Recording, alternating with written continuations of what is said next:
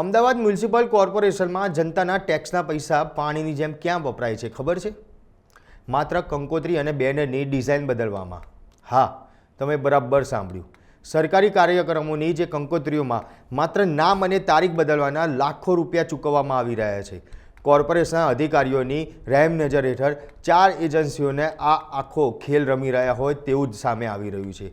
આ 4 એજન્સીઓના જો નામની વાત કરીએ તો 3 dot design, crane design studio, identity communication અને રિસોર્સ. આ 4 કંપનીઓ છે કે જે લાખો રૂપિયાની માત્ર ડિઝાઇનમાં નામ બદલવાનો ખર્ચ છે તે લઈ રહ્યા છે.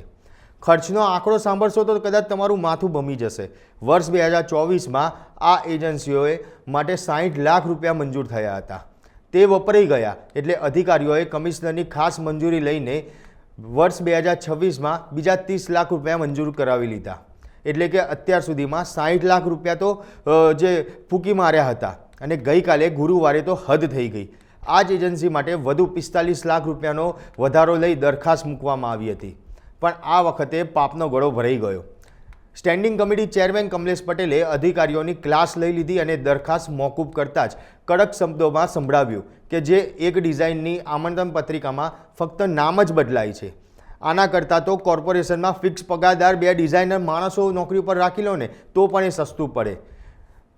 જે કામ માત્ર હજારો રૂપિયામાં થાય એવું છે તે કામના લાખો રૂપિયા આપવામાં આવી રહ્યા છે. અને આ માત્ર અધિકારીઓની રહેમદિલીથી ચાલી રહી છે અને ખાનગી એજન્સીઓ આ પ્રકારે લૂંટ છે તે ચલાવી રહ્યા છે. કોના આશીર્વાદથી? માત્ર કોર્પોરેશનના અધિકારીઓના આશીર્વાદથી. અને આ જે પૈસા છે ને આ જનતાના પૈસા છે, જનતાના ટેક્સના પૈસા છે અને તેની ઉગાડી લૂંટ છે જે આ એજન્સીઓ દ્વારા કરવામાં આવી રહી છે. ત્યારે હવે કોર્પોરેશનના સ્ટેન્ડિંગ કમિટીના ચેરમેને તો આ બાબતને લઈને જે અધિકારી છે તેમનો ઉધડો તો લઈ લીધો છે, પણ અત્યાર સુધીમાં જે પૈસા વેડફાયા છે તેને લઈને પણ હવે આગામી સમયમાં કોઈ પગલાં ભરાય છે કે કેમ તે જોવાનું રહેશે. ત્યારે તમારું શું માનવું છે કે ખરેખર જે પૈસા અત્યાર સુધી વેડફાયા છે માત્ર એક નામ બદલવાના આટલા લાખો રૂપિયા આ 4 એજન્સીઓને આપી દેવામાં આવ્યા છે, જે અધિકારીઓ દ્વારા આ કૃત્ય કરવામાં આવ્યું છે, તે લોકો સામે હવે કેવા પગલાં ભરાશે? કોમેન્ટ બોક્સમાં જરૂરથી જણાવજો. આપના પોતાના પ્લેટફોર્મ લલકારને લાઈક કરો, ફોલો કરો, સબસ્ક્રાઇબ કરો અને શેર કરો.